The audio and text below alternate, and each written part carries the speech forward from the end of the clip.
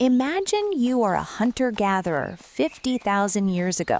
You're trekking through a forest when suddenly you spot a bush shimmering with bright, ripe berries. Your brain gives you a little ping of reward, a chemical squirt of dopamine. This feeling is nature's way of saying, "Great job, do that again so we don't starve." For most of human history, these pings were rare and hard-earned. Finding a mate, killing a mammoth, or discovering a clean water source were high-effort, high-reward events. But then we did something strange. We took that ancient biological reward system and plugged it into a global fiber optic light show. Today, you don't need to find a berry bush, you just need to reach into your pocket. Every time you pull down to refresh a feed, you are pulling the lever on a digital slot machine. It turns out, the internet isn't just a tool we use, it's a biological architect that is physically rebuilding the machinery of your mind. But how does a bunch of pixels change the physical structure of a human brain?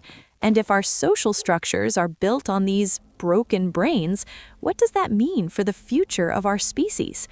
Let's zoom in. Section 1. The dopamine arms race. To understand what's happening, we first need to clear up a common myth.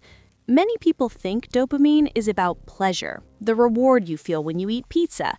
In reality, dopamine is about anticipation. It's the wanting chemical, not the liking chemical. It's the signal that drives you to seek, explore, and pay attention.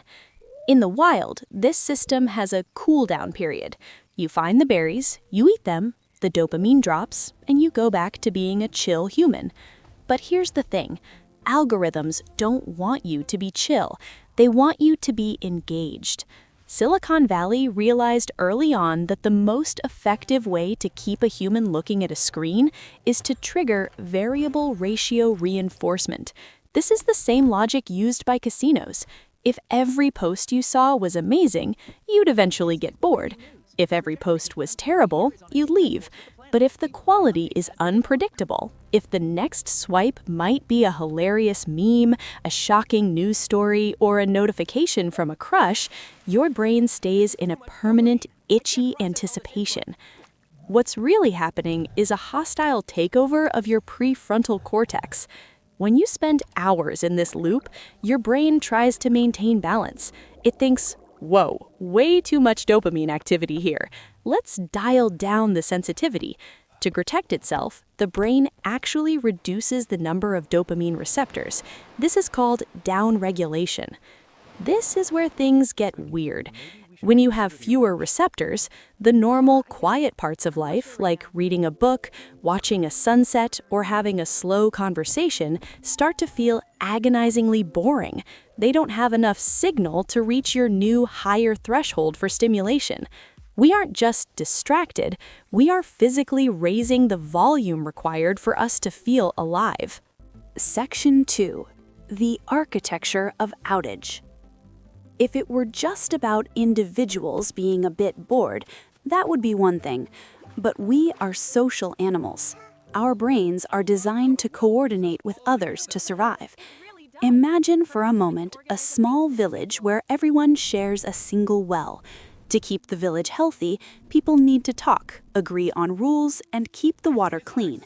Now imagine if a mysterious mist descended on the village that made everyone hyper-reactive to insults, but only if those insults were shouted from far away. That mist is the algorithmic feedback loop applied to our social structures. Algorithms prioritize high arousal emotions.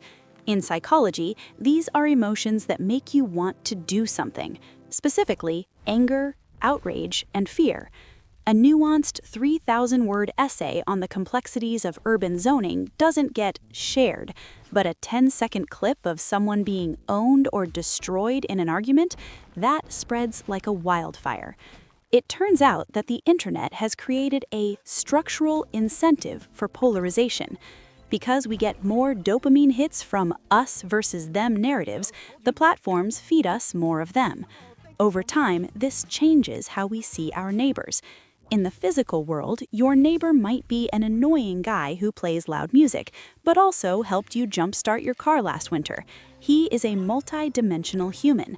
But online, he is reduced to a single data point, a member of the other side.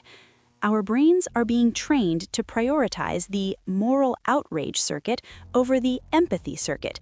When we spend all day in digital combat, our amygdala, the brain's fear center, becomes hypersensitized. We start living in a state of perceived existential threat, even when we are just sitting on a comfortable couch in our pajamas. Section 3. The death of deep time. Beyond our biology and our politics, there is a third, more subtle shift: the loss of our deep time perspective. Human progress has always relied on our ability to think in long arcs. Building a cathedral, planting an orchard, or founding a democracy requires a brain that can ignore immediate impulses in favor of a distant goal. The internet, by design, is a now machine. Let's zoom out and look at the history of media. Books take weeks to read and years to write. They encourage linear thinking. Movies take 2 hours. They encourage narrative thinking. The modern internet operates in seconds. When we spend our lives responding to pings that happen right now, we lose the cognitive muscle required for long-term contemplation. Scientists have noted a phenomenon called cognitive offloading. We don't need to remember facts anymore. We just need to know where to find them. We don't need to plan routes. The GPS does it. While this makes us efficient, it also makes us fragile. If your brain is constantly being pulled into the micro now by notifications, it becomes harder to construct a macro future. We become like a captain of a ship who is so busy bailing out tiny splashes of water that he forgets to look at the compass or the stars. Section 4. Can we fix a broken brain? So, is it over? Is the human brain destined to become a shriveled, outraged grape, twitching for the next notification until the sun burns out? In reality, the situation is hopeful because our brains have a superpower: neuroplasticity. Just as the brain can downregulate and lose sensitivity, it can also heal. Studies show that even a few days away from hyper-stimulating digital environments can begin to reset our dopamine thresholds. The receptors start to grow back. The volume of the world begins to return to normal. But we can't just rely on individual willpower. You wouldn't tell someone to just be stronger while they are standing in a room filled with addictive gas. We need to rethink the social architecture of the digital world. What if platforms were designed for time well spent instead of engagement? What if algorithms prioritized slow growth content over viral outrage? Currently, we're in the cigarette phase of the internet. For decades, smoking was considered cool and harmless, until we realized it was literally rotting our lungs. We're just now realizing that unregulated information flow might be doing something similar to our collective psyche. Conclusion: the human connection. The internet is arguably the most powerful tool we have ever built.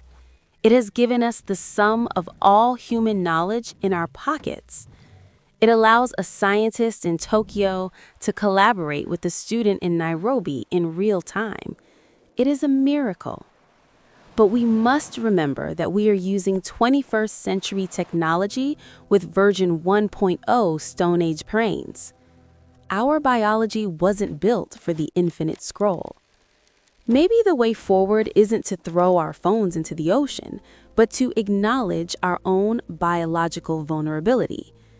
When you feel that itch to refresh or that surge of anger at a stranger's comment, take a breath.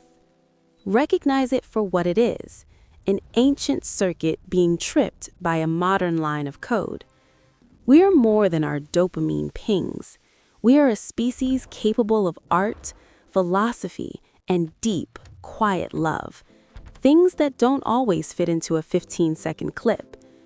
The internet might be trying to break our brains, but the reset button is always there. It's located just outside your window, in the pages of a thick book, or in the eyes of a friend sitting across the table.